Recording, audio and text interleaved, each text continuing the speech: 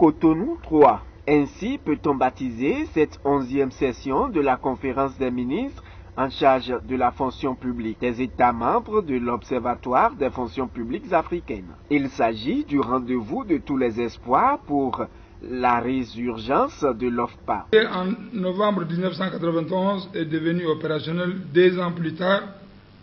L'OFPA a connu un essor prodigieux au cours de sa première décennie d'existence. Mais après le retrait de ses partenaires techniques et financiers qui l'appuyaient, notre institution a progressivement perdu de son lustre du fait de nos difficultés à honorer à bonne date nos engagements vis-à-vis du fonctionnement régulier de cet instrument de coopération des fonctions publiques africaines. Il faut donc sauver l'OFPA. C'est l'impérative mission de cette 11e session de la conférence des ministres. Il est donc nécessaire de prendre de bonnes décisions pour sortir l'OFPA de la précarité, conseille la ministre Adidiatou Matisse du Bénin. En tout état de cause, l'on n'est plus au débat. Seul un sursaut collectif peut redonner quelque espoir de survie à notre institution commune, qui a besoin de renaître de ses cendres pour retrouver son lustre d'antan.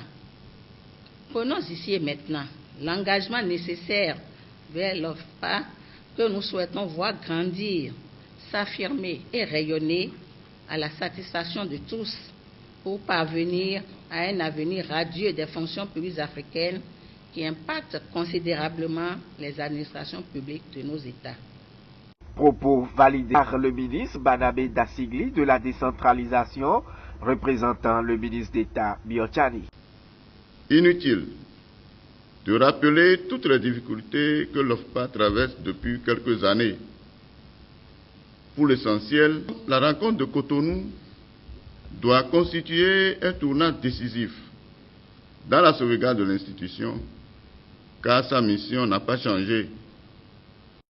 À la fin de la session, la conférence des ministres en charge de la fonction publique des États membres de l'OFPA a adopté des stratégies innovantes pour garantir des ressources additionnelles à l'OFPA et sauver cette institution de la disparition.